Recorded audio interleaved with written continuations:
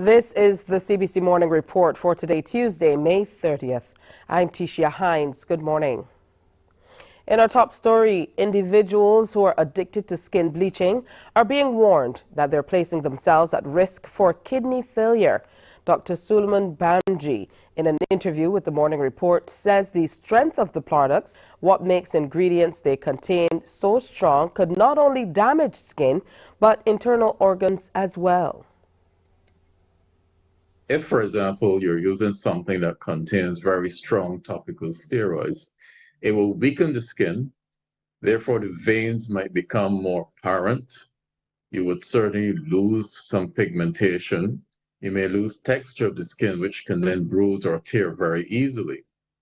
But if there are other components within that product, for example, something like mercury, that is potentially dangerous to the kidneys, especially if you have a lot of absorption occurring.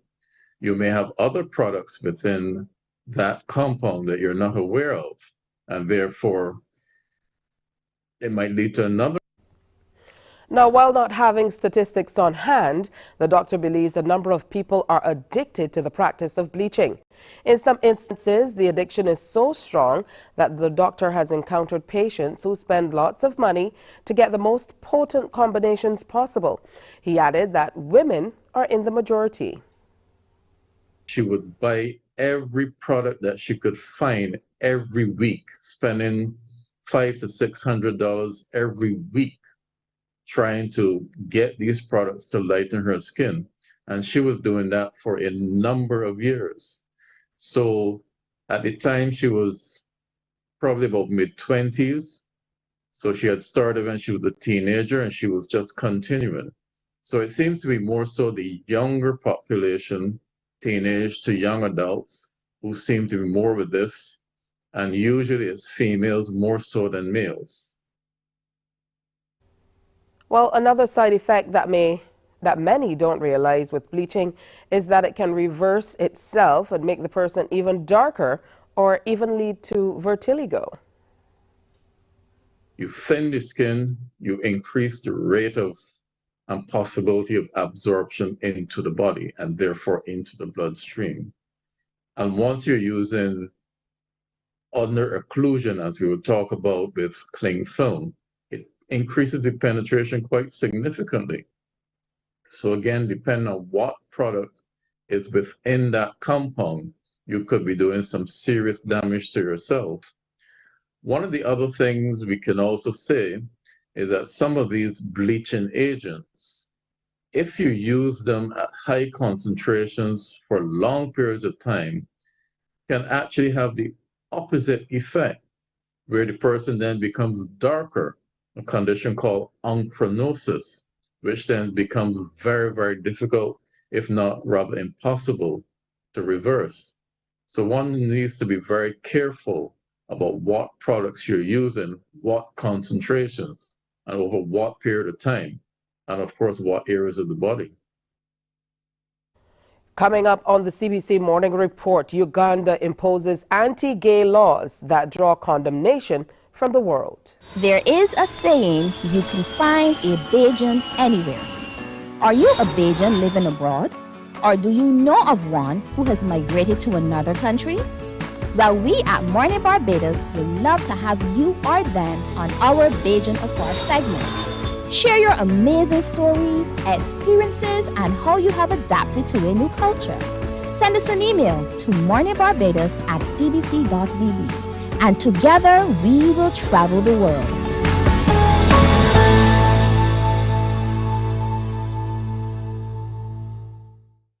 Enjoy movies, soaps, drama, comedy, inspiration, education, music, and more. You get it all when you get MCTV, because MCTV gives you more. Some ask, what makes Barbados so special? We at Mornin Barbados say it's you, our exceptional youth. You are talented, resilient, and inspirational. You are the epitome of the Barbadian spirit, testing the boundaries of your creativity.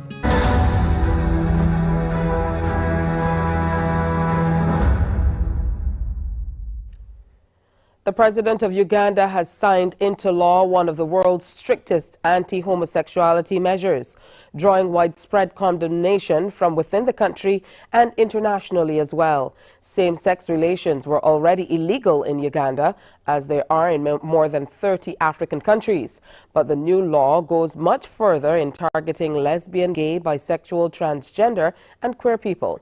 It imposes capital punishment for some behavior, including having gay sex with HIV positive,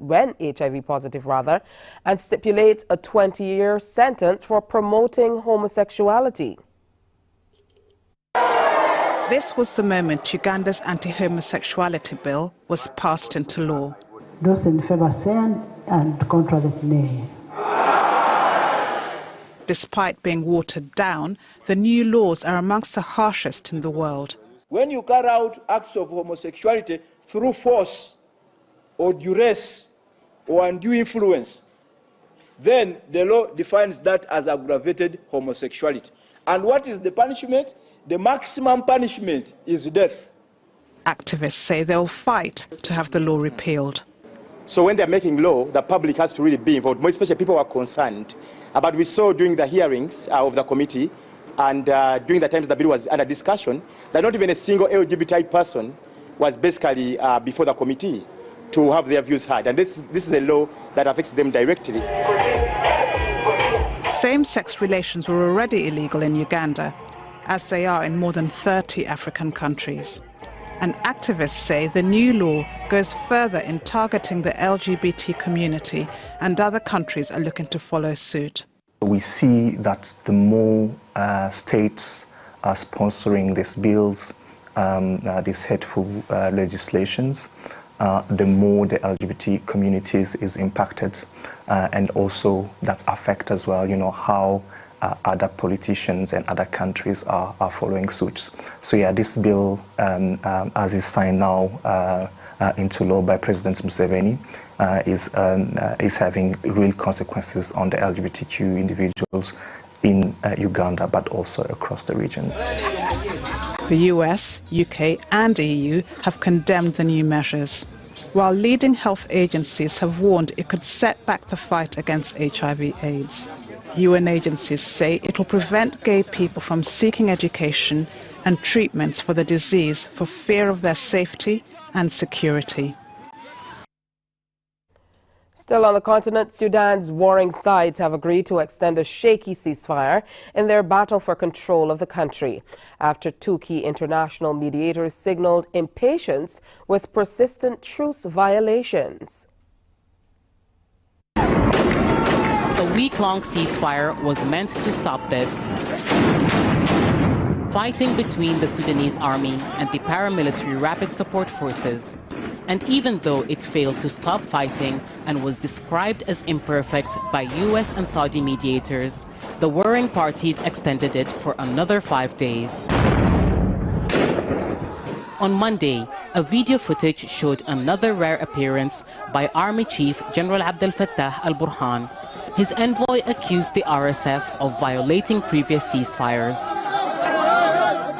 We are very concerned with the security and peace of our own fellow citizens. This is a priority in our policy. Whenever there is a chance to extend the ceasefire, we will not hesitate a second. But unfortunately, we have agreed the first time, the second time, 5 times.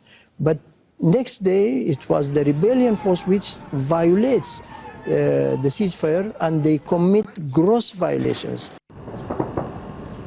More explosions and gunfire were heard in parts of the capital Khartoum, and plumes of smoke, a near-daily scene, could be seen rising following an airstrike. The fighting has displaced over 1.3 million people since mid-April. Millions remain in Khartoum in desperate need of humanitarian assistance. The ceasefire was meant to open humanitarian corridors so they could be helped. But while some aid has been brought in, organizers say the ongoing violence is making it difficult for them to reach all those who need it. The fighting has affected the largest orphanage in Sudan. Since the start of the fighting, the center has been without water and power. Most of the staff have left due to the violence. Supplies to the orphanage have been disrupted. At least 50 children, including babies, have died as a result. This is the call of help, humanity, peace and hope. Hope for normal and a better life for the orphans who are trapped in Khartoum because of the war and truth violation. I'm standing here in this situation for the second time, calling your conscience and compassion to save more than 300 children, their age between days and years, suffering every day from lack of feeding, supplement, proper medical care and mental health support. Hospitals and homes remain occupied in Khartoum despite the ceasefire calling for them to be free of the armed parties. And for those who've been able to leave, the hope for an end to the war remains. We used to live in the city of Damazin. Then the war resumed in Khartoum, so we became displaced again and moved to Wad Madani. We are currently staying here with great patience and difficulty due to the war. If the war stops, we will return to Khartoum. We hope for security and peace in our country. But those left behind in Khartoum fear, even if the ceasefire is extended, fighting will continue. It's time now for us to preview what's coming up on Morning Barbados. We continue our conversations on CARICOM as we catch up with Ambassador Comishong. Also on pediatric care, Dr. Gillian Birchwood is going to be here to talk a little bit about gastro. It's been going around quite a bit with the little ones, so we will be talking with her about that. Plus, we update you on Youth Fest 2023. There will be a press conference coming up. We'll tell you about that and about the purpose for Youth Fest, what they're hoping to accomplish. Plus, Bonnie Leonce will be along with a few friends to tell us all about the launch of a new deaf awareness video. And the Roger Boys Elite Pro Classic is coming up. We continue today in speaking with a number of athletes from outside of Barbados who will be traveling to Barbados to be a part of that prestigious competition. That's all coming up later on, but next, more news, sports and weather after this break.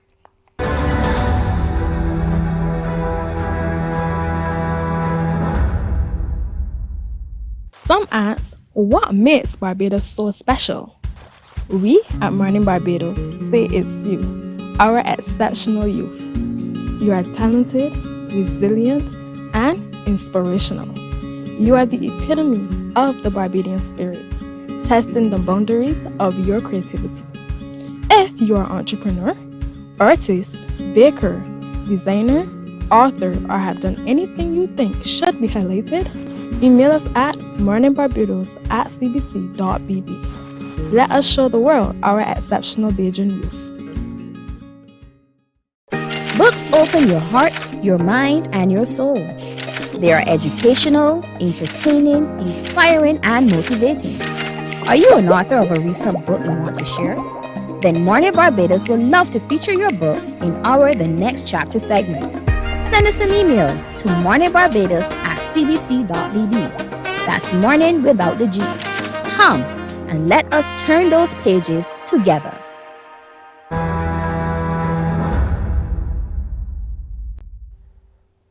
Just days away from the Atlantic hurricane season, and the Drainage Division reveals there are still some flood hotspots needing urgent attention. Senior Technical Officer Charles Yearwood has identified 8 communities for which the division will be taking a more engineering approach to addressing the flooding in those districts. Ashton Village, Dover, Goodland, Martindale's Road, Pillisdorf and off Enterprise Road, St. Lawrence Gap, Trent and Wilcox. And we are attempting to look at those from a more heavy scientific approach where we look at the total watershed, because some of the areas like Dover and St. Lawrence Gap are at near sea level, and the approach we take to reduce flooding and mitigate flooding there will be different if you go in, say, in Wilcox Hill or Ashton Village. But those 8 are the hotspots we have.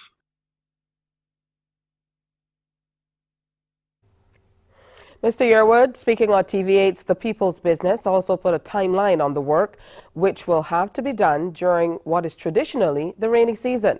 While those communities mentioned will take priority, other areas where flooding is a concern will also be addressed.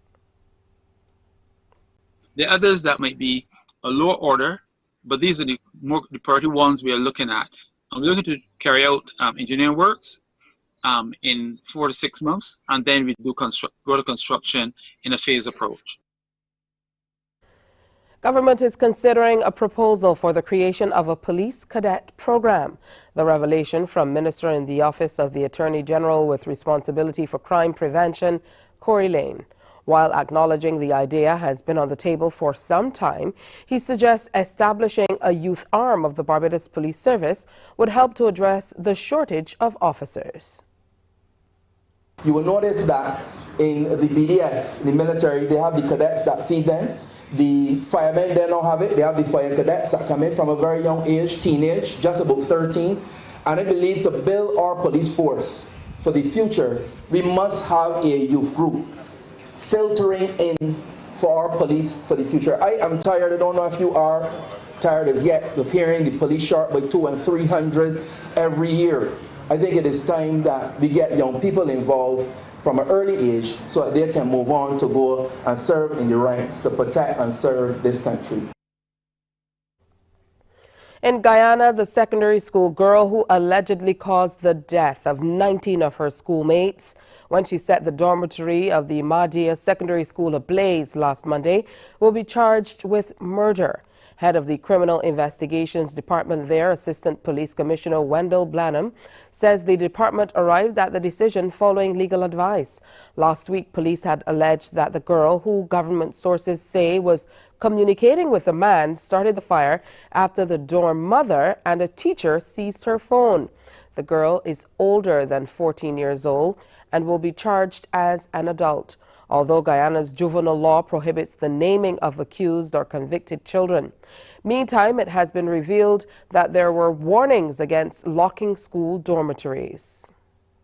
Indigenous leader and opposition member of Parliament Dawn Hastings Williams today revealed that the Ministry of Education had been warned against locking children in dorms following the deadly Warramadung fire in 2008, which claimed the lives of 3 children. In an interview, MP Hastings Williams said 15 years later, the country is faced with another horrific fire incident involving children who were locked in a dorm. The Mahdia incident has claimed the lives of 19 children. And you know what? Many persons think that this is the first, but this is not the first. I came from Region 7 Upper Mazruni, and quickly I had a flash when I heard this news. I told myself that these children were locked in, because it was a similar incident in Warramadung on the 12th of September 2008 when we lost 3 girls ages 11, 13 and 14. They lost their lives. The 2008 fire, the female dormitory of the Warramadung Secondary School in Region 7, claimed the lives of 3 girls. The building at the time had no electricity, and it was later suspected that a lit candle caused the fire. MP Hastings Williams recalled that when the deadly fire occurred back then, the Ministry of Education together with the dorm parents were warned against locking children in the dorms. In the case of the Mahdia Secondary School dormitory fire, preliminary investigations by the Guyana Fire Service revealed that the building had 26 windows, all of which were heavily grilled, and 5 doors that were locked with keys, making it difficult for the children to escape the blaze. Jamaica's opposition leader Mark Golding is repeating the call for an increase in the tax threshold of PAYE workers. He has told the government it would be the equitable thing to do as the nation contemplates the massive salary increases being afforded to members of the political directorate. CVM Television reports. The discussion surrounding the wage inflation of the political directorate has now assumed an added dimension, with the suggested increase in the tax exemption threshold for the Jamaican PAYE workers, in part due to this statement by Leader of the Opposition, Mark Golding. It was set in 2016 at $1.5 million. Since then, we've had over 40% inflation. It needs to be significantly increased. Give the working class a break. Give workers a break. There's no point having a threshold which is out of whack with where the cost of living has moved to. In truth, it's a call that has precedent. However, the long-standing economic conundrum surrounding price inflation, wages, and how closely they may be tied together remains a complex one. Earlier this month, the Caribbean Policy Research Institute Capri proposed an increase of 47%. We recommend using part of the fiscal dividend from falling debt levels, from the fiscal responsibility that the country has exercised now for nearly 10 years. Using part of that dividend to raise the income tax threshold to 2.2 million. Minister of Finance Dr. Nigel Clark, who was a guest at the Capri event, responded to the proposal. That's a big number. So again, whatever we do has to be sustainable. So it's something that we will sort of look at and sort of be transparent about the cost implications and how those cost implications could be absorbed. Farmers in Grenada who cheat the system to collect more money for their nutmeg have been scolded for their shady practice. They have been told their acts can cause potential damage to the industry and the country. GBN reports. Outgoing chairman of the Grenada Cooperative Nutmeg Association, Leo Cato, is warning farmers that a shoddy trend adopted by a few can have devastating repercussions for Grenada. Addressing farmers at the association's meeting at the Deluxe Cinema on Thursday, Cato warned against the practice of soaking nutmegs. We have to avoid trying to outsmart the association. The practice by a few farmers, of soaking the nutmeg so that they can gain weight must stop. Why? If the nutmeg slips through, if the folks who inspect miss the nutmeg, that soaked nutmeg gets into a container of nutmeg and spoils the whole shipment. We have to understand this. So it's not just about ensuring that you get a nutmeg through and you get money in your hand. The consequences and the damage could be extensive. Mr. Cato said maintaining quality product is critical for the future of the industry. The issue is to be arrested and addressed so that when we ship nutmegs out of Grenada, we have no fear about the quality of nutmeg shipped. Because when a shipment fails, it is a serious issue for the association. When a shipment fails, it has to come back to the GCA. And remember, it is a shipment that you cannot sell, but it's a shipment that you pay the farmers for. India is one of the biggest polluters in the world, burning vast amounts of coal to generate electricity. But their Prime Minister, Narendra Modi, has pledged to cut the emissions to net zero by 2070. The government is investing in renewable energy sources, especially solar power, with the Ministry of New and Renewable Energy saying India has more than 60,000 megawatts of solar capacity. Al Jazeera's Sharif reports. This maternity hospital in India's southern city of Raichur is busier than usual. The government facility, where about 600 babies are born every year, is no longer hampered by an erratic power supply. After installing solar panels, deliveries go smoothly, and vaccines and medicines are stored safely at controlled temperatures. Before installing solar panels, we often worked in darkness. Raichur has lots of power problems. We had no electricity for 4 to 5 hours a day. We were delivering babies using torches and lamps. The hospital is one of 250 medical facilities in the district in Karnataka that runs on solar energy. Each panel was installed by a non-profit group for a once-off fee of about $8,500. The shift to clean energy is not just cutting emissions, it's also cutting costs. When solar is installed, I observed 2 times, it's more of 50% reduced. So, small businesses are taking their cue and connecting to the solar grid. And so are thousands of houses.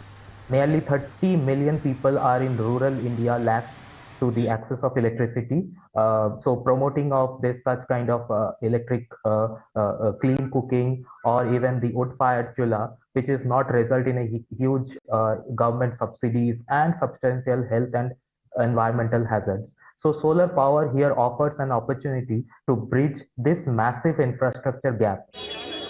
India's population of 1.4 billion is largely dependent on coal, the dirtiest form of fossil fuel for electricity. But in recent years, the government has shifted towards a more sustainable future.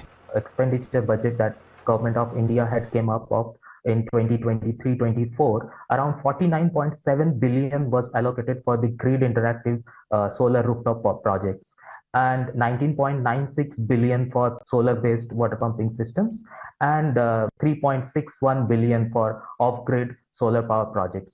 The Ministry of New and Renewable Energy says more than 60,000 megawatts of solar power has been installed in recent years.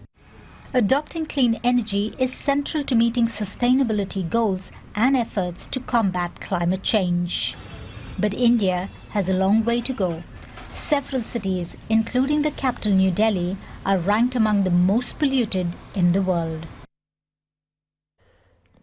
Time for sports. It was all smiles at the Grantley Adams International Airport as the successful Barbados women's team returned to the island from St. Kitts and Nevis as double champions of regional women's cricket.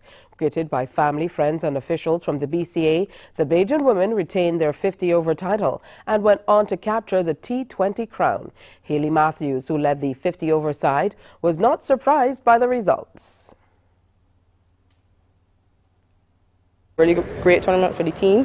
We won 9 out of the 10 games that we played. I think it's really good to come home with both titles, and it was really good to see different players stepping up, but more importantly, I think it was really good to see senior players really leading the team from the front. It was a bit challenging, obviously losing Hayley, not just as captain, but as a player. She was obviously only there for the 50-over tournament, which she led well, but we asked the players to step up, obviously big shoes to fill, and I think the players did that really well, especially Kaisia, who would have come home with most runs in the T20 competition. But we also had some youngsters in their hands. I think worthy of mention is Tiani Herbert-Mears, only 14 years old, playing in her first senior tournament, and she led the way with the ball for the spinners, especially the game against Jamaica, which obviously was a must-win. She bowled out West Indies batters, and she was able to keep them quiet. So I'm really proud of the effort from the entire team.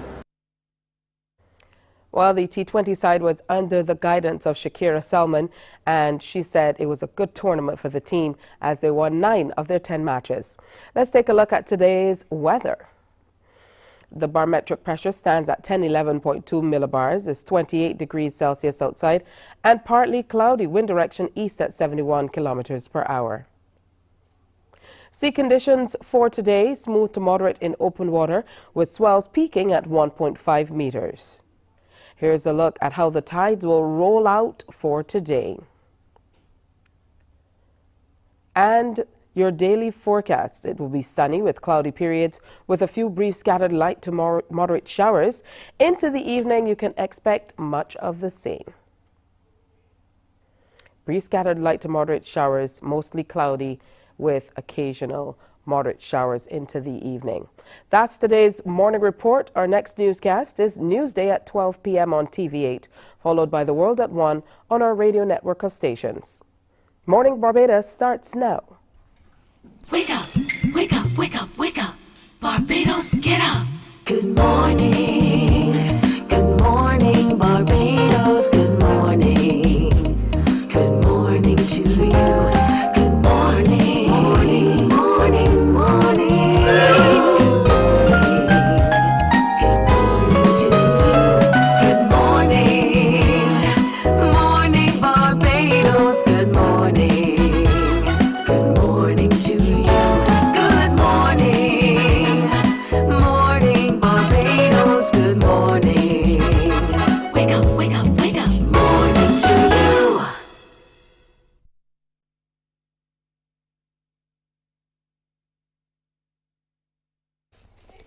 Good morning to you. Welcome to another presentation of Morning Barbados on this Tuesday, May 30th, coming off of a long weekend. Good to have you in company.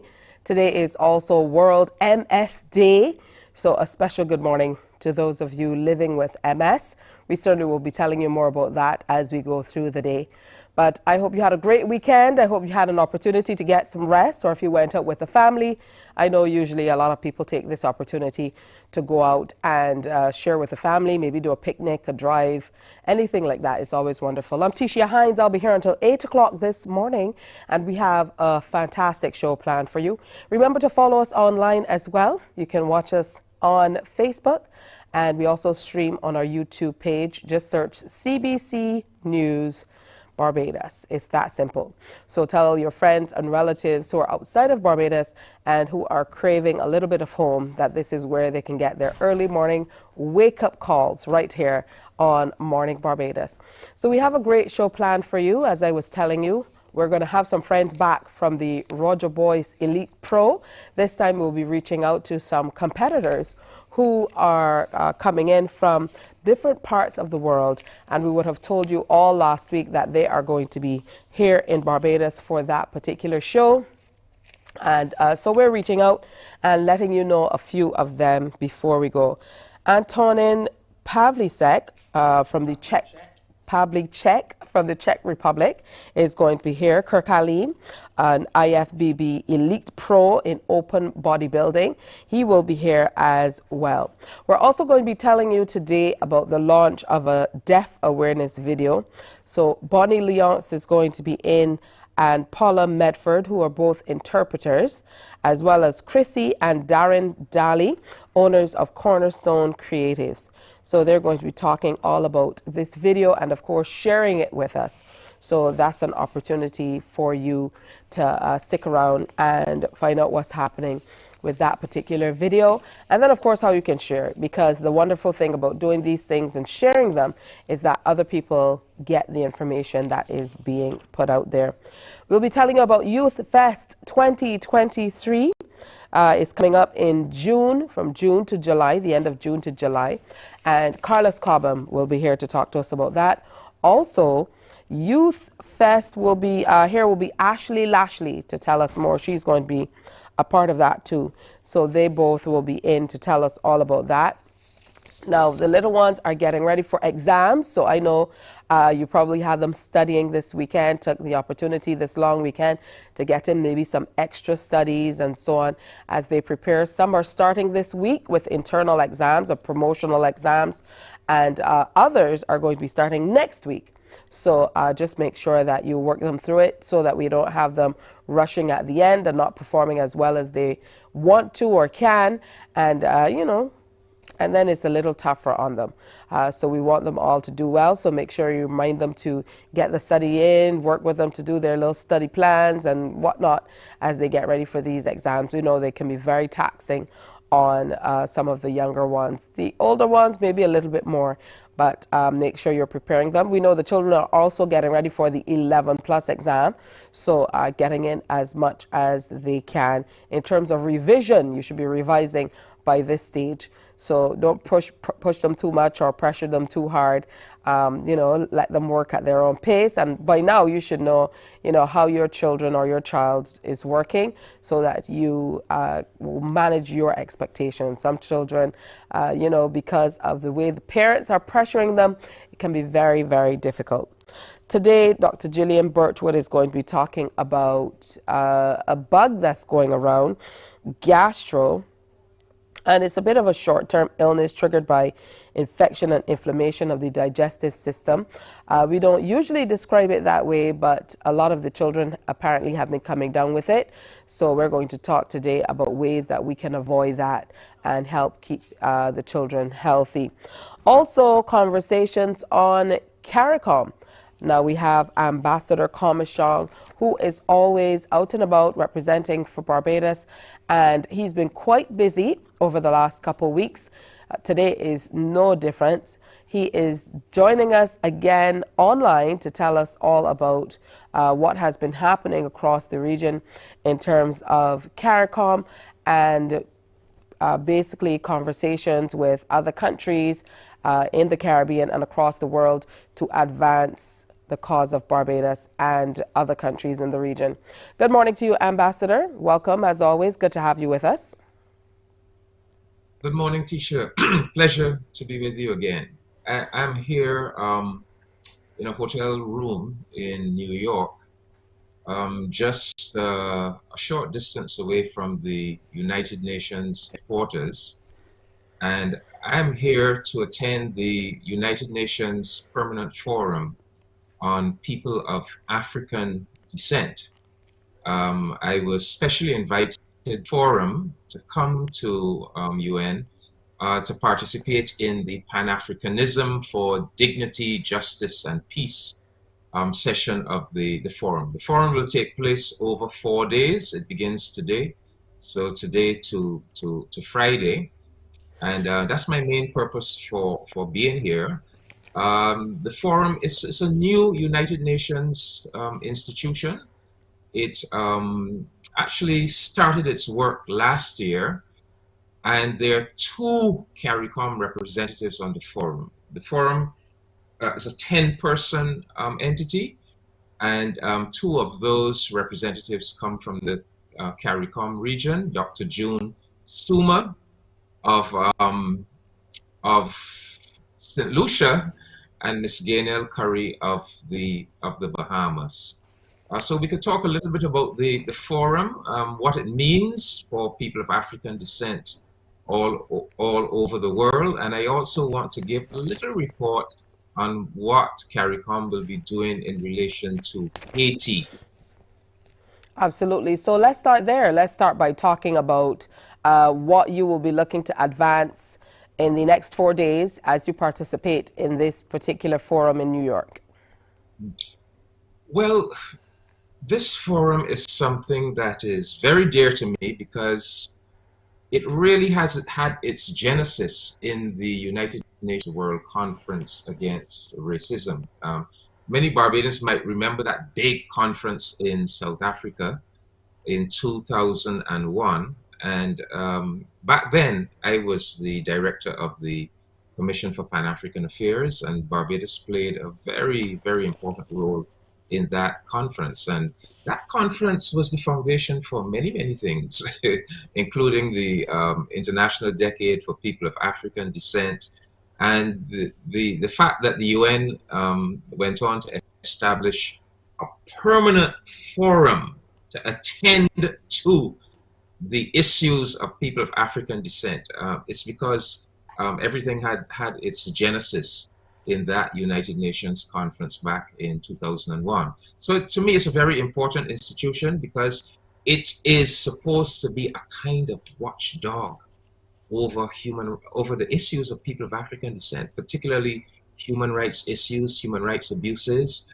5 of the members of the forum were elected by the UN General Assembly. The other 5 were appointed by the President of the UN Human Rights Council.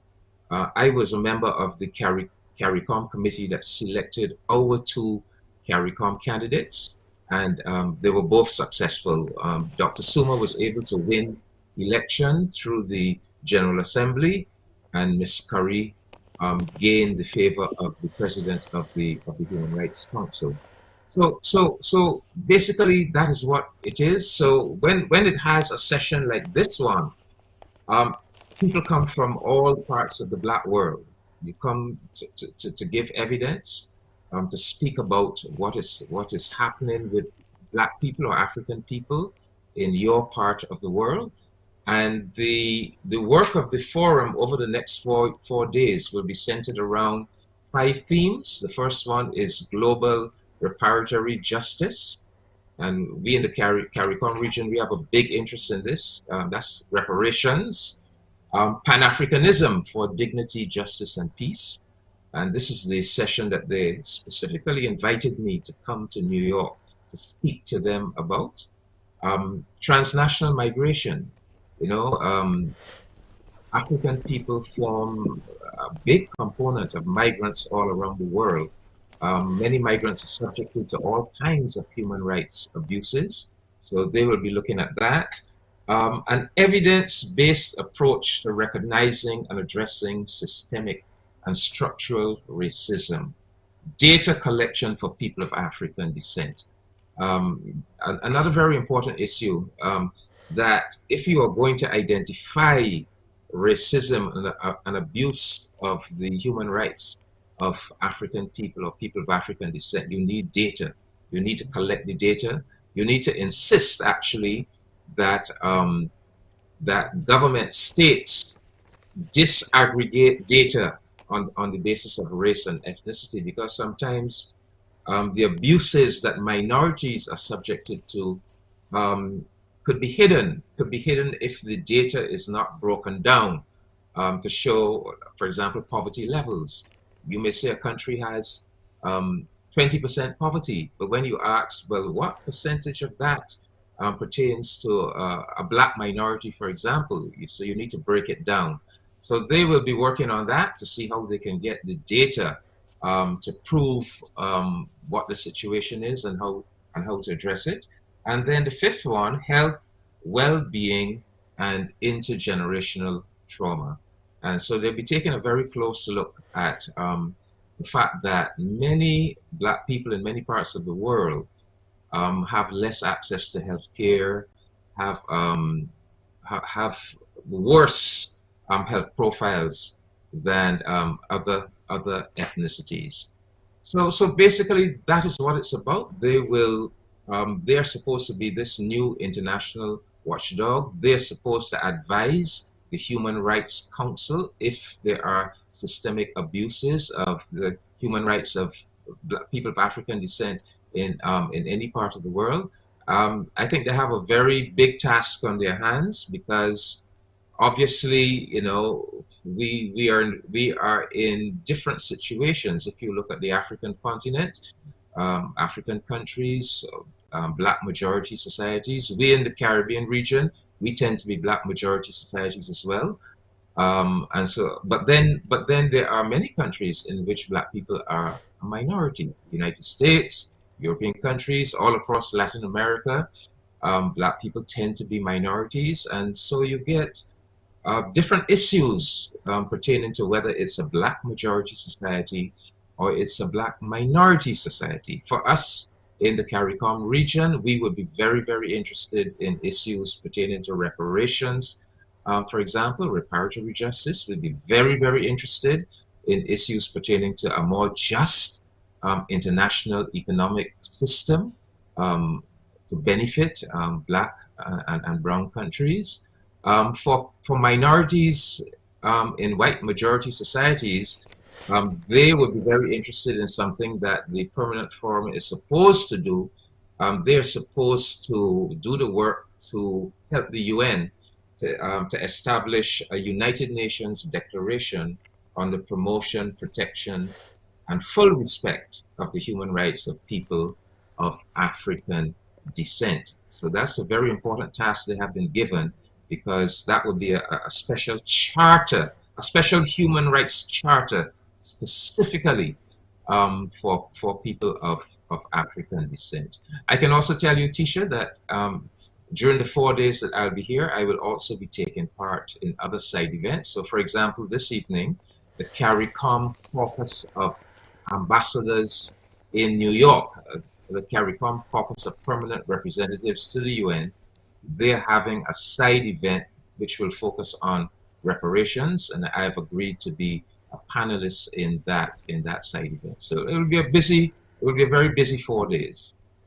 Well, it certainly sounds that way, and I know that one of the things that will be, you know, high on the agenda is Haiti, and CARICOM has in fact they've issued a statement. They've now appointed a group of eminent persons, former prime ministers included. So tell me a little bit about that move by CARICOM. Well, yes, Haiti will certainly be on the agenda of the Permanent Forum. In fact, I referenced the situation in Haiti in my speech. I will make a speech to the Permanent Forum tomorrow, and I do reference the situation in Haiti. But yes, CARICOM remains very concerned about the situation in Haiti. Our most recent initiative is to establish a 3-person group of special envoys who will interact with stakeholders from Haiti. And when we say stakeholders, we are talking about civil society leaders plus representatives of the governing administration. And so those special envoys are former Prime Minister Bruce Golding of Jamaica, former Prime Minister Kenny Anthony of St. Lucia, and former Prime Minister Perry Christie of the Bahamas. And there will be a technical team of officials that will assist them in their work. And the very first major engagement will take place in Jamaica in June. The 3 days have been set aside for an engagement with the Haitian stakeholders. The Haitian stakeholders will be brought to Jamaica, and that engagement will be on the 11th, 12th, and 13th of June. So it is our hope that as we bring the Haitian stakeholders to Jamaica for that 3-day engagement, and we have these 3 special envoys to interact with them, to help them to discuss among themselves. But it is our hope that out of that kind of engagement will emerge a clear consensus, or if not an absolute consensus, at least a very strong majority position by the Haitian stakeholders on a way forward for Haiti out of this present crisis. So, you know, we keep our fingers crossed. I'm very hopeful that something good will come of this engagement. But at the very least, it is good to know that the CARICOM political leadership will be establishing a more intimate relationship with the Haitian people through their civil society organizations. And I think it's very important that CARICOM speak directly with the people of Haiti through their civil society leaders. Also very important that CARICOM speaks with one voice. So thank you so much, Ambassador, for sharing with us this morning. And we certainly look forward to the outcomes of this forum you're attending in the U.S. over the next few days. Thank you very much, Tisha. Should be able to give some kind of report next week. Hopefully we will have some great news coming out of the Permanent Forum for People of African Descent. Bajans, keep that in mind. There's such an institution now, and hopefully it will make a difference to the condition of Black people all over the world. Thank you very much. Thank you, sir. All right, coming up on Morning Barbados, we will be speaking with Dr. Gillian Birchwood about gastroenteritis. It's reared its head again, and we're going to tell you what you need to do to keep your little ones safe. Morning, morning, morning. Good morning. Good morning to you.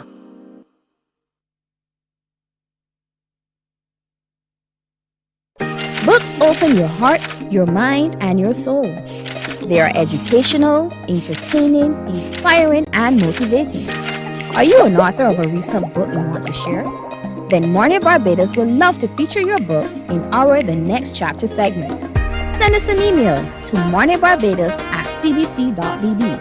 That's morning without the G. Come and let us turn those pages together. Because you love English Premier League, MCTV has got it back. Now you can watch all the games of the English Premier League plus UEFA and NFL on MCTV. Current customers can upgrade to Max Pack Extra at just $23. Call MCTV today at 228-6288 to upgrade or come in and sign up for our new service. Football fans, let MCTV get you back in the game.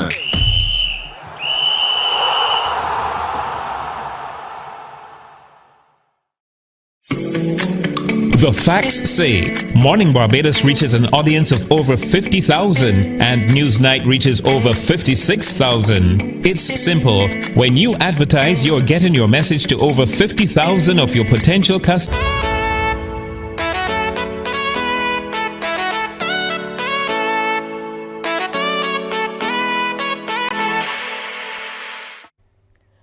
Well, it's time for us to look at what's happening, and every Tuesday we kind of hone in on what's happening with the little ones. Today is no different. Dr. Gillian Birchwood joins us now to talk a little bit about what's happening in the environment around us, and we've been hearing a whole lot more about gastroenteritis. This is something that creeps up every now and then, but we definitely do not want to have it going around because it spreads pretty easily. Good morning, Dr. Birchwood.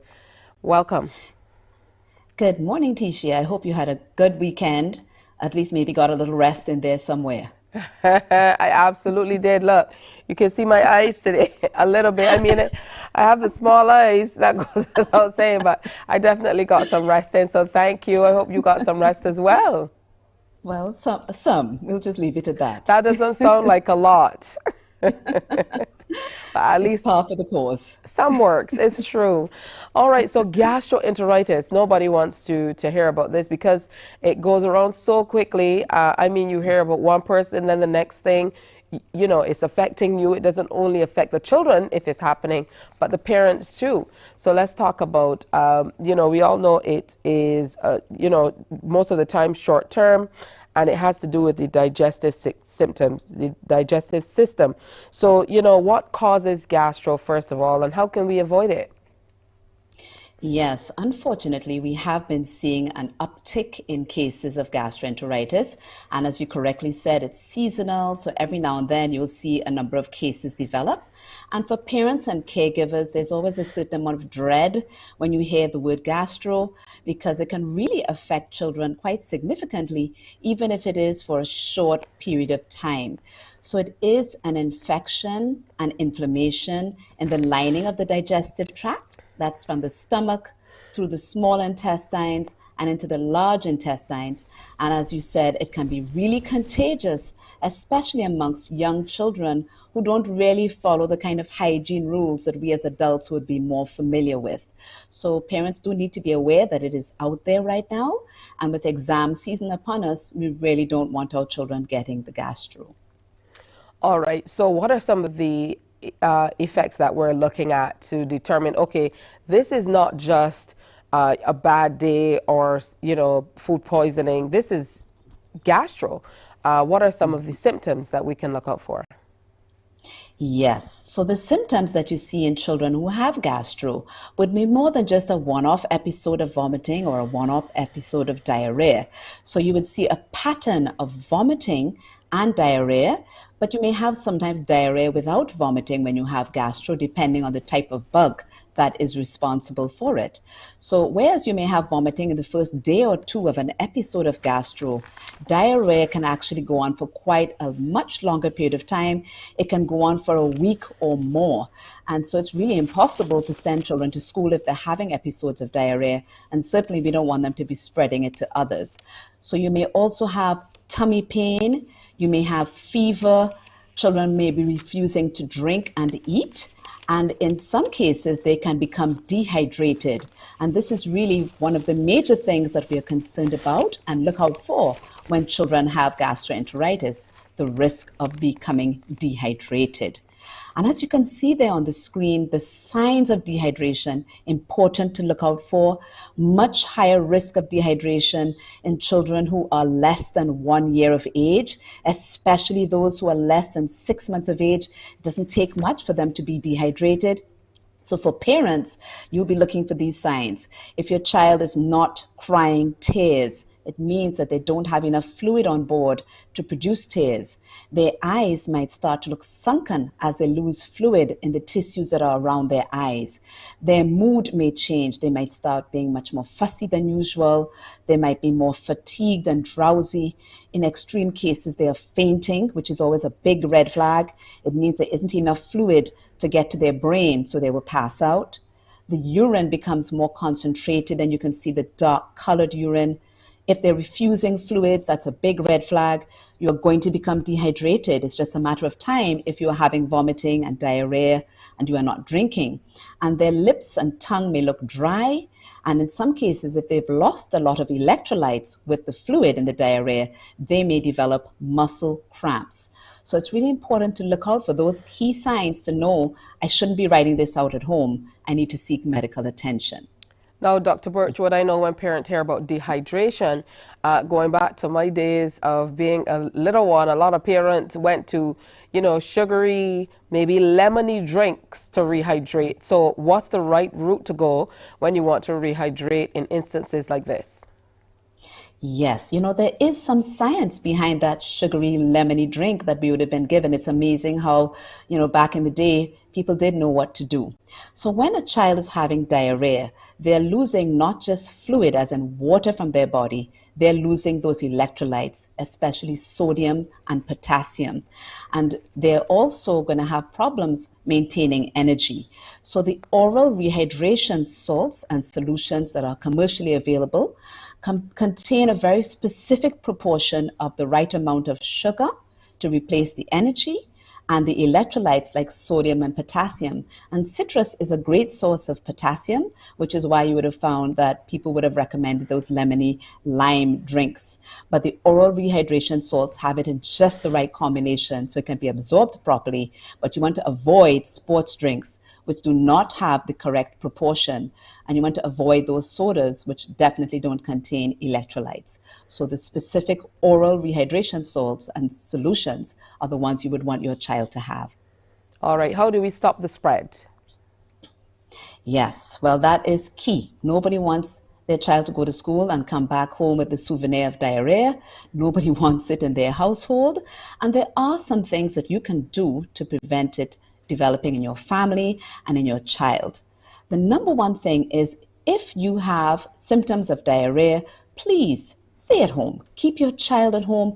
Don't send them to school until those symptoms have completely resolved. For the other people who are in the household, you want to do what we've all learned to do really well during the COVID pandemic, which is to clean your hands often. Wash those hands for 20 seconds. Keep the hand sanitizer around in a way that's easily accessible all around the house. So every time you turn around, you can clean those hands before you prepare your food or before you deal with a family member who is not ill, to prevent it transferring from one person to the next. If you are sick yourself, please don't fix food for others. You can be like Typhoid Mary, who sickened many people in New York back in the day because she had no symptoms but spread it very nicely to very many people who became ill. So you want your symptoms to settle at least 48 hours before you start preparing food for others. Make sure you wipe down those areas in the household that everybody touches so much. The fridge door handle, which is probably the place everybody touches the most. The faucets around the house, the light switches, the toilet seat handle. Clean or spray those down with a disinfectant spray really often so that somebody doesn't go pick up a virus that someone has left in that area. If somebody has had vomiting or diarrhea, you want to clean the area and you want to clean contaminated clothing and surfaces as quickly as possible. And don't forget, don't go swimming in a pool if you are someone who has a pool or goes to the pool often, because it can spread in pools by people swallowing contaminated water. So you want to have no symptoms of vomiting or diarrhea for at least 24 hours after you have recovered. Wow, some great advice there. And before we go, Dr. Birchwood, I know we talked extensively about dehydration related to gastroenteritis. However, these days have been very, very, very warm, particularly attributed to the El Nino effect. So for the little ones, what are we doing especially for them to ensure that they don't become dehydrated in all of this heat? Excellent question, because even without gastro on the horizon, children have been becoming a bit more dehydrated because we're not offering them extra fluids. So when it's really hot like this, I get lots of calls from parents saying their children are constipated. That's because they're not being offered extra fluids, and so the body will reabsorb that extra fluid and use it any way they can find it. So you want to give your children extra water to carry to school. You want to make sure that you are constantly encouraging them to drink. Children don't care what time of day it is. They'll be running around in the boiling hot sun, having fun. So you want to make sure that you encourage them to drink that extra fluid, send them to school with more fluid than you normally do. And in particular, we want to encourage water. If they do play sports, for example, and they are going to be sweating for a long period of time, that's where the sports drinks may come in, but not just for regular physical activity. For those who are having diarrhea, you want to make sure that you are going to be offering them fluids every 15 minutes, a couple of tablespoons of that oral rehydration solution. You don't want to just be giving plain water, or they can end up with electrolyte abnormalities. Push, push, push the fluid, especially if they are really not keen on drinking. Frequent small sips can go a long way to preventing dehydration. Thank you so much. Some great advice as we go into our Tuesday today. Thank you so much, Dr. Gillian Birchwood, for sharing, as always, good food for thought. Thank you so much. My pleasure. Have a great day. And you, thank you. So we certainly hope that you will take that advice to heart and make sure you have the children prepped and ready for the day. Pretty hot outside. A lot of children go out and they take public transport. Even the ones that you take to school by private vehicle, they're out there, as the doctor said, running around in the sun. So make sure you give them extra water. And if any of those symptoms that you've been hearing about, you've been seeing in your child or children, you definitely want to keep them at home and not send them out to infect other children and teachers as well. We're going to update you on the news shortly here on Morning Barbados.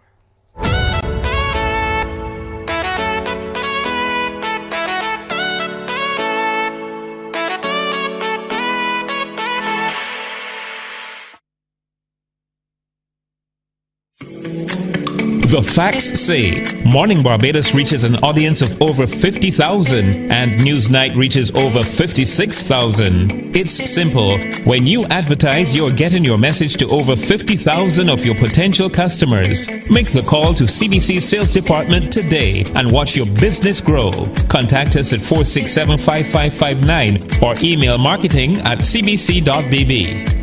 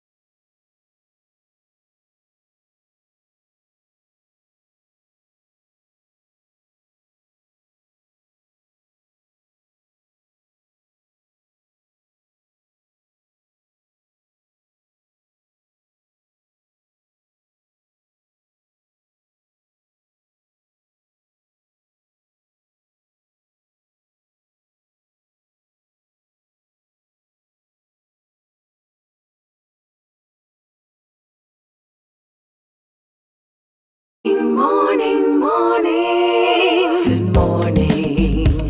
Good morning to you. It's time now for a quick update on the news. Now, just days away from the Atlantic hurricane season, and the Drainage Division reveals there are still some flood hotspots needing urgent attention.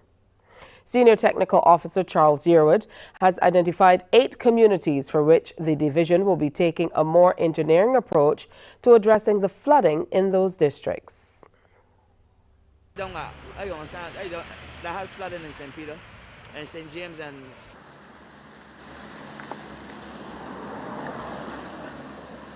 Ashton Village, Dover, Goodland, Martindale's Road, Pillisdorf and off Enterprise Road, St. Lawrence Gap, Trent and Wilcox.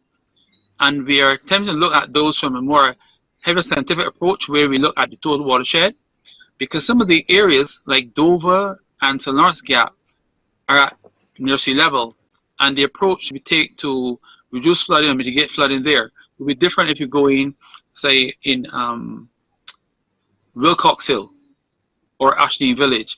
But those 8 are the hotspots we have.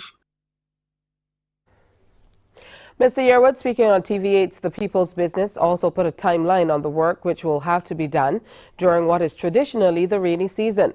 While those communities mentioned will take priority, other areas where flooding is concerned will also be addressed. The others that might be a lower order, but these are the priority ones we are looking at.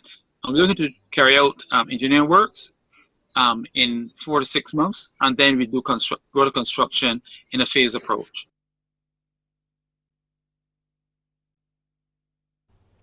Government is considering a proposal for the creation of a police cadet program. The revelation from Minister in the Office of the Attorney General with responsibility for crime prevention, Corey Lane. While acknowledging the idea has been on the table for some time, he suggests establishing a youth arm of the Barbados Police Service would help address the shortage of officers. You will notice that in the BDF, the military, they have the cadets that feed them. The firemen, they don't have it. They have the fire cadets that come in from a very young age, teenage, just about 13. And I believe to build our police force for the future, we must have a youth group filtering in for our police for the future. I am tired, I don't know if you are tired as yet, of hearing the police short by 200 and 300 every year. I think it is time that we get young people involved from an early age so that they can move on to go and serve in the ranks to protect and serve this country. In neighboring Guyana, the secondary school girl who allegedly caused the death of 19 of her schoolmates when she set the dormitory of the Mahdia Secondary School ablaze last Monday will be charged with murder. Head of the Criminal Investigations Unit there, Assistant Police Commissioner Wendell Blanham, says the department arrived at this decision following legal advice. Last week, police had alleged that the girl, who government sources say was communicating with a man, started the fire after the dorm mother and a teacher seized her phone. The girl is older than 14 years old and therefore will be charged as an adult, although Guyana's juvenile law prohibits the naming of accused or convicted children. Meantime, it has been revealed that there were warnings against locking school dormitories. Indigenous leader and opposition member of Parliament Dawn Hastings Williams today revealed that the Ministry of Education had been warned against locking children in dorms following the deadly Warramadung fire in 2008, which claimed the lives of 3 children. In an interview, MP Hastings Williams said 15 years later, the country is faced with another horrific fire incident involving children who were locked in a dorm. The Mahdia incident has claimed the lives of 19 children. And you know what? Many persons think that this is the first, but this is not the first. I came from Region 7 Upper Mazruni, and quickly I had a flash when I heard this news. I told myself that these children were locked in because it was a similar incident in Warramadung on the 12th of September 2008 when we lost 3 girls ages 11, 13 and 14. They lost their lives. The 2008 fire at the female dormitory of the Warramadung Secondary School in Region 7 claimed the lives of 3 girls. The building at the time had no electricity, and it was later suspected that a lit candle caused the fire. MP Hastings Williams recalled that when the deadly fire occurred back then, the Ministry of Education together with the dorm parents were warned against locking children in the dorms. In the case of the Mahdia Secondary School dormitory fire, preliminary investigations by the Guyana Fire Service revealed that the building had 26 windows, all of which were heavily grilled, and 5 doors that were locked with keys, making it difficult for the children to escape the blaze. Well, that's our update of news. Our next newscast is Newsday at 12 noon here on TV8, followed by The World at 1 via our radio network of stations 100.7 FM, 98.1 The One, and 94.7 FM. More Morning Barbados after this. Morning, morning, morning. Good morning. Good morning to you.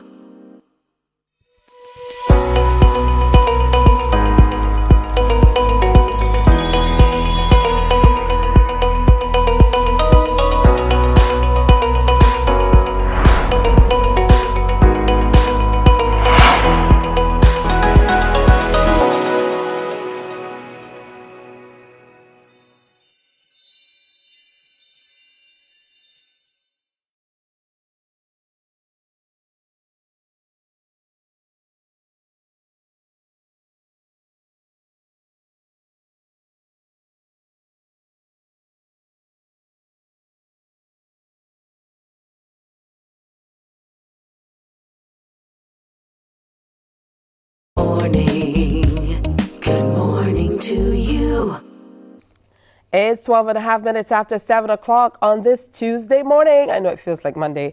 Certainly feels like Monday for me. Whenever you have a holiday on a Monday, then it feels like that was Sunday. So Tuesday feels like Monday. And yeah, the rest of the week is always really, really weird. But we're happy to be around, so always giving thanks.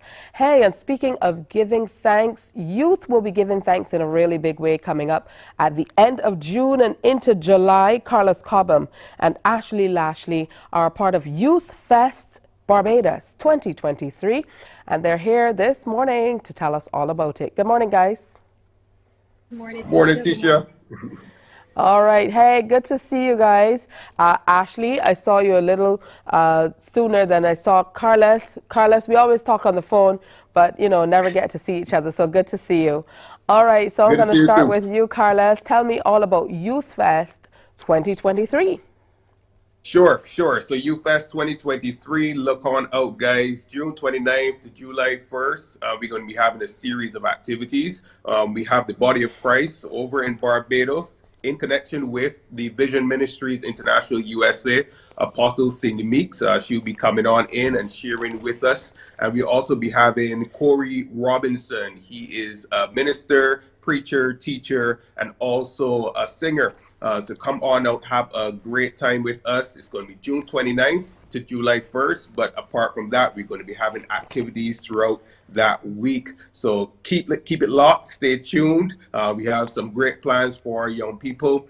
We just want to guide them to the heart of God. Let's get back to God and and get on the right path. That's how we're looking to carry out Youth Fest activities and to have a great time as well. We want to have a great time with the family and our young people.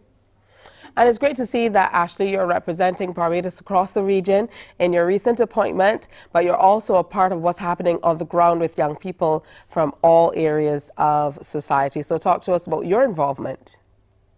Yes, definitely. Well, Tisha, to begin, it's a pleasure to be back on Mornin Barbados.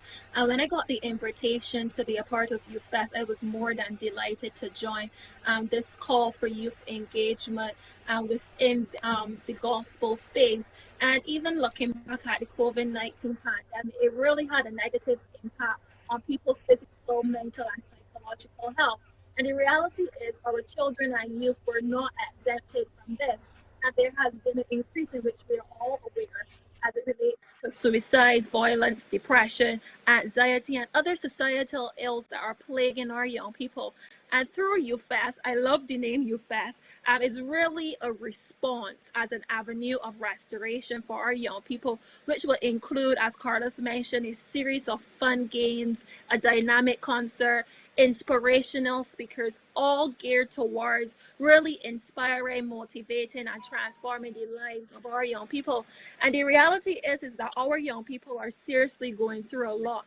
And the creation of a Youth Fest is aimed at establishing a positive space for our young people to enjoy life, for self-expression, self-realization, and really discovering their purpose through the vision of God. It really is your life's purpose at this time as a youth advocate to really push a wide variety of social development issues for young people. And also as the Barbadian UNICEF Youth Ambassador, there are particular issues that you will want to have dealt with. This kind of bridges a gap that we don't often address, certainly not in mainstream circles, but the role that the church has in helping young people to achieve what they need to in some of these areas of development. So your thoughts, Ashley, on how initiatives like this one, where the church is playing a pivotal role or taking a front seat in getting young people at the table, how that can help influence what you are advocating for? Yes, definitely. Even growing up as a child, Tisha, I have always been involved in going to school and participating in different activities in which our church community, our Christian community, would be implementing. And on my advocacy as it relates to social development, I am aware that the churches plays a major role in addressing social development issues that are affecting our young people. But the importance behind Youth Fest is that Youth Fest aims to ensure that our children and youth have a relationship with God, right?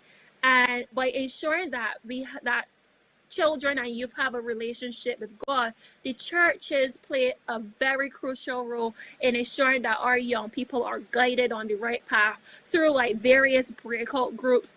And going back again to self-expression, self-realization, and discovering the purpose.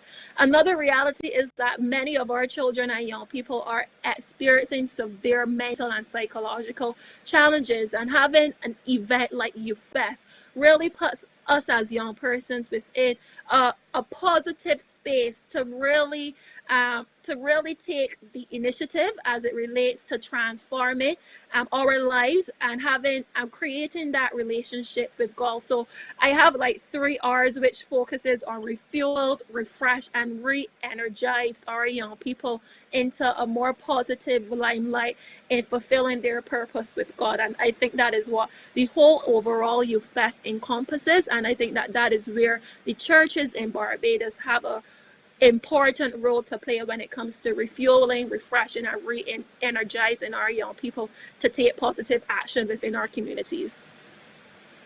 Also aligns with your quest in life, no pun intended. I know your record label is Quest with a K, Carlos, but you also have been a youth pastor, not only here in Barbados, but outside of Barbados as well. So, you know, how do the needs of young people where you would have pastored before, and certainly the needs that you have been observing here, line up? And how can an initiative like Youth Fest help to get us a little closer to allowing young people to truly express themselves, and then, of course, moving to a place where we can help them wherever they are? Sure. First, I want to give kudos to Reverend Dr. Tanis, for even, standing behind this initiative and giving us the opportunity and a platform to share. I really think that young people, need to have a voice in society, in community, and I'm really appreciative of this initiative. But to answer your question, I think that, young people on a whole need to be guided, in the right direction. There's so much peer pressure going on. There's so much trauma going on. And then identity crisis. Some young people just do not know what they want to do 10 years from now, 15 years from now. Some of them are unsure. Some of them don't have a safe space, and I think something like this, where they could come on out and connect with other young people, other youth leaders, and just people who care for them. I think that's what most young people need these days, a safe space that they could be real. They could come and share their issues without feeling, judged or criticized. They just want love. They need love, and they need the true love out there, which is only found through Christ. It's only found in God. And I think that that's what we need to embrace and embrace our young people, because they are the future. So we need to create a space for them, and I believe that Youth Fest will be a launching pad for that. We're going to be encouraging the young people to share their giftings, their talents, whether it may be dance, whether it may be song, different aspects of the arts. That's going to be also a day comprised. We'll be educating them about the issues on, business and money, how to invest and stuff like that. And then apart from that, we also be looking at ministry and relationships, how to go about relationships, whether it may be marriage, whether it's teenage, how to handle those situations, all those different topics we're looking to touch on throughout the activities of that week. And all those, I believe, are very pivotal to a young person's life. So I'm really ecstatic about this. I'm really excited. Anytime it deals with the young people, you have me, and advancing the kingdom of God, you have me, so I'm really glad to be a part of this. And worship is our focus as well.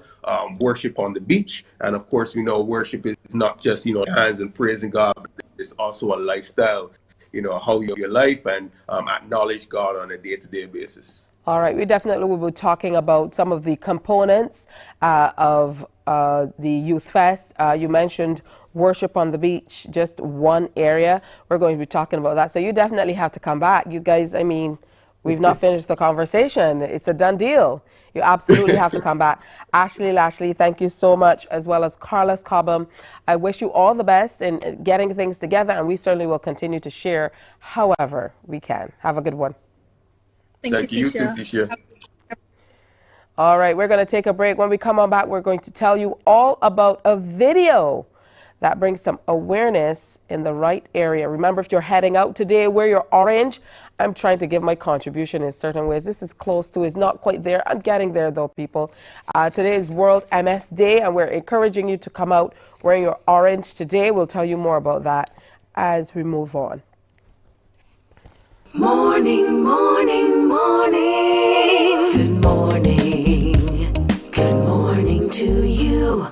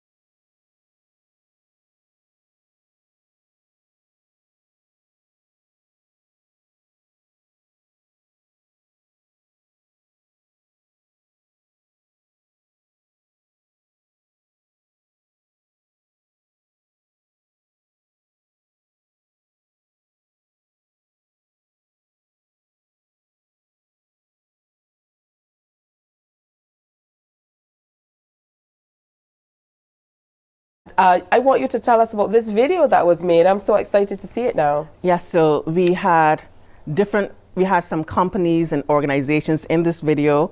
We had family members. All of it was telling people you need to support the deaf community, and inclusion matters, and that deaf people can do anything.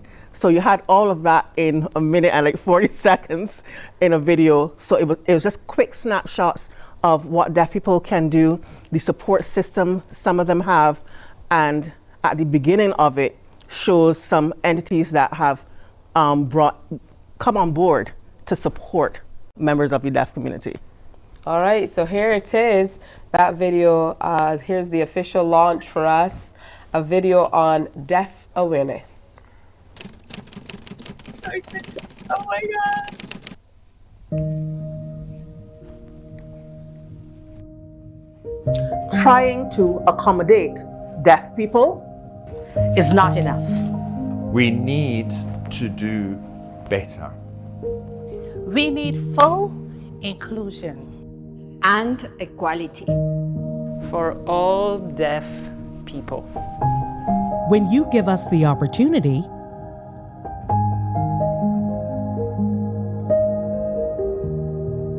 we excel in every area.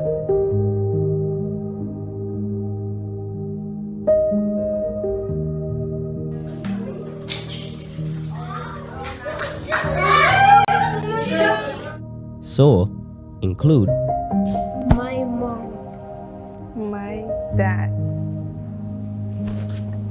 support my team, my niece, my son, my daughter, at every level. Because deaf people can do anything.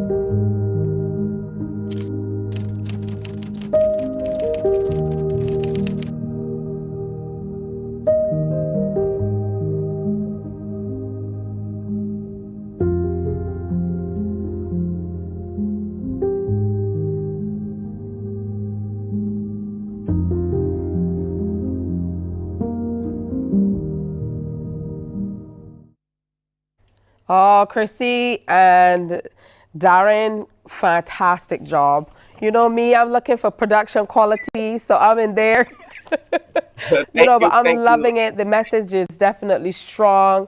The video is impactful. I deliberately waited until this moment to look at it. I didn't look at it before because I wanted to, I wanted to experience it with the viewers, and it is every bit what I imagine you guys want it to be. How do you feel being able to put out, productions like this one? We're really excited, especially because it's something that's very impactful. It's something that can really change the narrative when it comes to deaf people and what they're capable of. So we're very excited to see this being shared across all platforms. All right, we definitely look forward to it. It's definitely a conversation starter, and I know that's what it's meant to be. Bonnie, how do you feel looking at that? Good. When I had the idea, I started writing, because I scripted everything. And then I thought, who would I want to be involved in this? And let me just say that CIBC First Caribbean, they've really come on board. They're really, about to teach their staff sign language training. There, a lot of conversations we're going to have about deaf initiatives. I really want to thank even BBC, who have started learning as well and seeing what opportunities the deaf community can have there as well. And you saw Massey. Massey is a huge inclusion brand where they really believe in inclusion. And then we had the UN and the EU represented as well. And, I just really want to thank especially them, Juana Sotomayor from the UN. She was willing to come on board. She's the UN, the Human Rights Advisor. And of course, our EU ambassador, she came on board, and she was the first to be recorded. And she made it so easy to, just made us feel really comfortable. And they're all on board as far as deaf awareness and making sure that everything happens and that people are more inclusive. All right, we definitely want to be more inclusive. Chrissy and Darren, thank you so much. Wonderful work. Continue your life's mission. It's wonderful as young people that you are doing such fantastic work. The video will be shown throughout the day on CBC TV8. Thank you as well, Bonnie, for coming in and sharing with us. Thank you, Paula, for being a part of sharing as well. Thank you. And Ambassador Morgajata Vashileska, I really want to thank you for really coming on board in such a big way. Thank you, and thank you, Tisha. All right, we're going to be back. We're going to tell you all about the Roger Boyce Elite Pro Classic after this. Morning, morning, morning. Good morning. Good morning to you.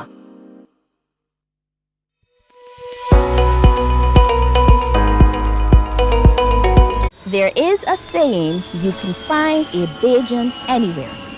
Are you a Bajan living abroad? Or do you know of one who has migrated to another country?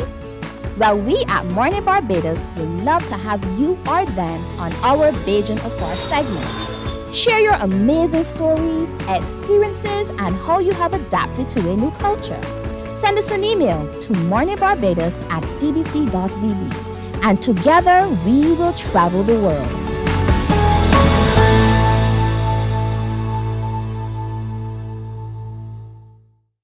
Enjoy movies, soaps, drama, comedy, inspiration, education, music, and more. You get it all when you get MCTV, because MCTV gives you more.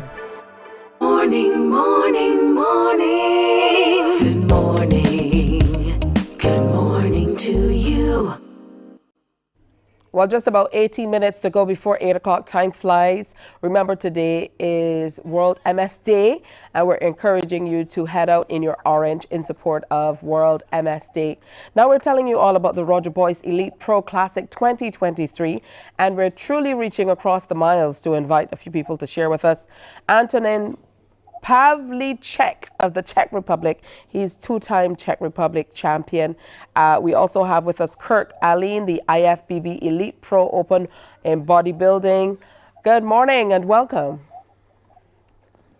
Good morning. Hello. All right. So wonderful to have you with us. I'm going to start with the visitor and then come home to Barbados. So tell me a little bit about what you're expecting when you come here to Barbados and how you've been preparing for this particular event for you, Antonin. So, nice to meet you, first of all. And thank you for the invitation. I hope it will be great competition. I think there is a lot of nice people around. So I hope we enjoy it, all the show, and it will be great, I think. I'm sure you will enjoy it. So tell me about how you prepare for shows like this. It's about, I think, about strict diet and very hard training. And I think it's pretty hard. And for me, it's big problem with traveling to Barbados, because I will about 13 hours in the plane and around 24 hours of all the trip. So I think it's this will be my biggest problem, but I think it will be okay. Wow, that certainly is a challenge that average people wouldn't anticipate, but I can see how that can be a challenge. Long travels. Over to you, Kirk. When I look at your stats and look at all the accolades behind your name, you've been competing from way back in 1999 as the Sunshine Serial School Boy, placing second in that competition. What has kept your interest in bodybuilding and fitness through the years? Basically, before Sunshine Shield Schoolboys, I was also playing badminton for Barbados. So I was basically an athlete for a long, long time. And what basically got me into bodybuilding actually was encouragement from my uncle and then with my cousin. So the shift was very easy. And from there, it was just full throttle all the way up to now. And I know you've been competing for some time, but I would imagine one of the highlights of your career has been being Mr. Bridgetown in 2018. What's it like to be able to kind of reach the pinnacle of competition? You know, because you're training and then you're going out and you're competing with people like Antonin from across the world, competing, like you mentioned, for Barbados and amongst your peers. So what's it like to be able to kind of rise to the top in competition? I mean, it's fantastic. Basically, a lot of hard work, you pursue dedication, the time of training, time of getting into your diet, and the years progressing. So when you finally reach the pinnacle of success, and that's only a small part, you know, winning shows locally, placing second locally, and then you reach that top as they actually to turn pro, is unbelievable, you know. But turning pro is only the beginning. The next level now is actually winning a pro show. And what makes it even better that we have a professional show here in our island in Barbados, and that's a major achievement for Barbados on itself, for all the athletes actually involved in bodybuilding. All right, so Antonin, what have you heard about Barbados? I don't know if you've traveled to this part of the world before, but in addition to competing for the show, I certainly hope that you get an opportunity to see what Barbados has to offer as well. This is my first time in Barbados, it will be, and I think I look on Barbados and this is a very nice place, and I hope I arrive back because for the holiday, maybe with my girlfriend, or I think it's we enjoy the holiday, not in the competition, because when we have a competition, it's not too much about enjoying, but it's only about competition. Well, that's understood. I can totally understand that. You know, if you're coming to enjoy the space, you have to put on a different hat. You're able to do different things. So we're officially inviting you back even before you get here with the girlfriend, and bring a few friends along as well to enjoy Barbados. But congratulations to you, gentlemen. And we certainly look forward to the Roger Boys Elite Pro Classic 2023 that is coming up on June 3rd, right here in Barbados. Thank you, gentlemen, for sharing with us this morning, and all the best. Thank you very much. Thank you very much. Thank you for the invitation. All right, good stuff. So you're getting a chance to see a number of the athletes who are going to be competing in the Roger Boys Elite Pro Classic 2023. They have entrants from all across the world who will be here in Barbados. All right, just about 12 minutes to go in today's show. Remember, as you head out today, you might need to switch a shirt or a jacket or a dress. But how about that? You know, wear something in honor of MS Awareness Day. Maria Small is going to be with us next. Stay with us. Morning, morning, morning. Good morning. Good morning to you. Enjoy movies, soaps, drama, comedy, inspiration, education, music, and more. You get it all when you get MCTV, because MCTV gives you more. Some ask, what makes Barbados so special? We at Mornin Barbados say it's you, our exceptional youth. You are talented, resilient, and inspirational. You are the epitome of the Barbadian spirit, testing the boundaries of your creativity. If you are an entrepreneur, artist, baker, designer, author, or have done anything you think should be highlighted, email us at morninbarbados@cbc.bb. Let us show the world our exceptional Bajan youth. Books open your heart, your mind, and your soul. They are educational, entertaining, inspiring, and motivating. Are you an author of a recent book you want to share? Then Mornin Barbados would love to feature your book in our The Next Chapter segment.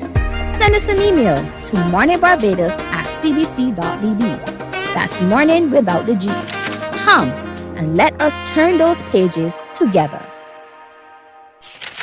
Because you love English Premier League, MCTV has got it back. Now you can watch all the games of the English Premier League plus UEFA and NFL on MCTV. Current customers can upgrade to Morning, morning, morning. Good morning.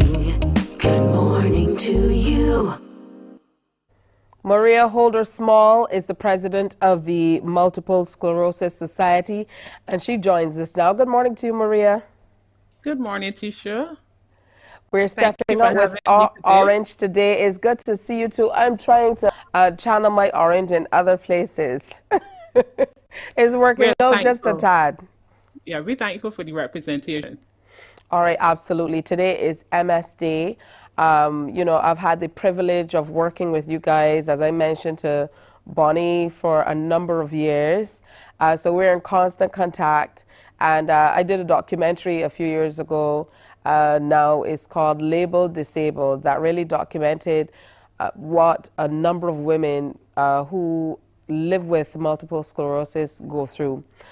So talk to us about some of what you're trying to accomplish in the celebration of this day as you move on. There's so many different tiers to what's going on, because there are some people who are living with it that you can't necessarily look at them and see what's happening. There's some who have episodes. There are others who are at various stages. So how are you able to speak with one voice for all of these people who are, you know, basically make up a part of the MS community? Well, the first rule is that we always tell people don't judge by appearance. And Tisha, you are so right, as you told the listeners and viewers. You've been a pinnacle in helping us get that message around, especially in that documentary Labeled Disabled. So there are members who you cannot see that they have a disability yet. There and I, we share the same. So you can't judge by appearance. However, because we share the same condition is what gives us that one voice. So you may not have, we don't have two persons who will share the same symptom, but we still all have multiple sclerosis. So we try to do as much as we can to make life as easy in terms of sharing, because sometimes you may have a flare up and you may think you're the only person who, you know, this is happening to only find out that another member may have experienced it even years ago. So that is what we try to do. Our vision statement is that every person with multiple sclerosis has access to services, as hard as that may be, and support that helps us to manage the challenges that we face. Now, Maria, I know that that you're going to be undertaking, you know, a number of initiatives to further bring some attention to MS. But one of the challenges that people who are, you know, who have MS face early on is that diagnosis can be very, very difficult. So a number of people say, you know, they go through these challenges or symptoms or what have you for years, and they don't necessarily get the diagnosis right away. So what would be your advice to someone who might be thinking, you know, I'm experiencing certain things and I really don't know what's happening with my body, and you're not getting the level of support that you might be from a primary care physician or what have you? You know, what would be your advice?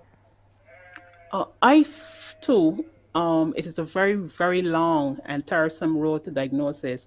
However, at that time, we were going to be frustrated with the neurologist. That diagnosis usually comes through an MRI and a spinal tap.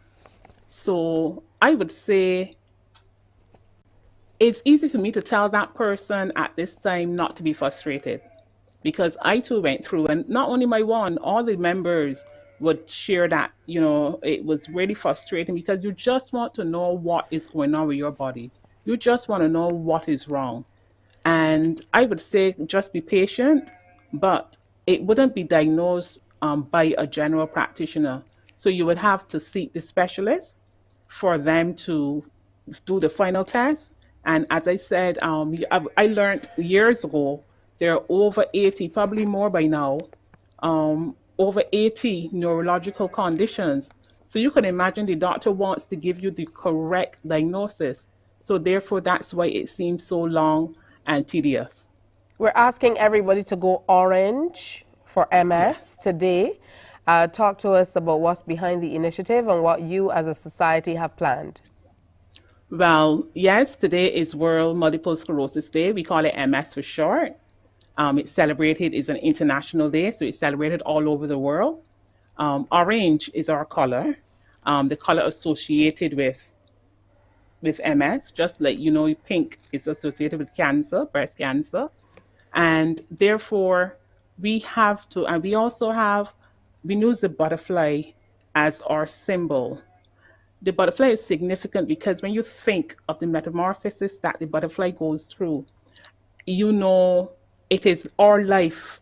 We from the time we get that diagnosis, we have to start thinking about change in every single area of our lives. A lot of us would have been diagnosed early, in the prime of our time, between 24. The diagnosis, we have some that have been diagnosed at 19.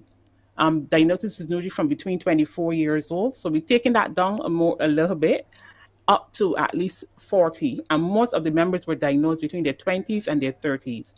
Today, we are privileged to have personnel from the Coast Guard, and this is through the Barbados Defense Force, to assist us. We have a beach day today planned at Pebbles, and they will be there to take our members into the sea. Now, this is usually an annual event, and the members, a lot of them, they don't go to the beach. They're not able to, because we have to get a special beach wheelchair to take the members into the sea. So the Coast Guard, they come, they make sure the members are safe and secured, and they stay with us until all of the members have gotten their sea bath. So we are always thankful. I mean, we can just send our correspondence and it's always a yes. So we're thankful for that. And Sunday gone, we were fortunate to represent at the Welshman Hall Church of God, where they invited us to do a presentation. So that was Sunday, as in the 28th. And we are really thankful to the pastor Innes and his members for welcoming us. And all of the members of that church wore orange that Sunday. So it's always heartwarming to see when members get involved in for our cause. So we don't have anything else planned for the week, but always be looking out for us, because our aim is to make sure that we pass the awareness about MS to the wider society. And we know we've come a long way, and a lot of our society now, a lot of our Barbadians and members of Barbados are aware of our society. And as we have celebrated our 25th anniversary last October, so this is 25 years going strong, and we have a board, the vice president, who was having some challenges this morning to log on. She's Nakila Cumberbatch. We have our secretary, she's Claudia Thomas. Innocent Norbert is the treasurer, and our floor members are Terry Hope and Marvin King. So we're thankful for this opportunity this morning, Tisha. Thank you. And we want to thank you and salute you, Maria, because you have your hand in so many pies. You have been president of the Barbados Council for the Disabled. You continue doing the work. Now you are president of the MS Society. I know you do phenomenal work with the National Transformation Initiative as a champion for the NTI. So thank you for all of the wonderful work you do for people who are living with MS. Thank you so much. And we wish you all the best at your beach day today. Enjoy your sea bath. Thank you, and have a good day. Thank you for having us again. All right, Maria Holder Small sharing with us there and bringing this edition of Morning Barbados to an end. Before we go, we want to remind you Wednesday, May 31st, that's tomorrow, save the date. It's a soca karaoke vibe at Influence Bar on Hastings Main Road, Christchurch. So bring your best soca voice and come. Winner takes all cash prize. The 94.7 FM soca karaoke competition is powered by Mount Gay, Remy Martin, Coke No Sugar, Dasani, and Schweppes. And that's it for today's presentation of Morning Barbados. Do wear a smile as you go about your day today. If you're heading out, put on orange. And remember to come on back tomorrow. On behalf of the entire crew, have a fantastic day. Bye-bye. Wake up, wake up, wake up, wake up. Barbados, get up.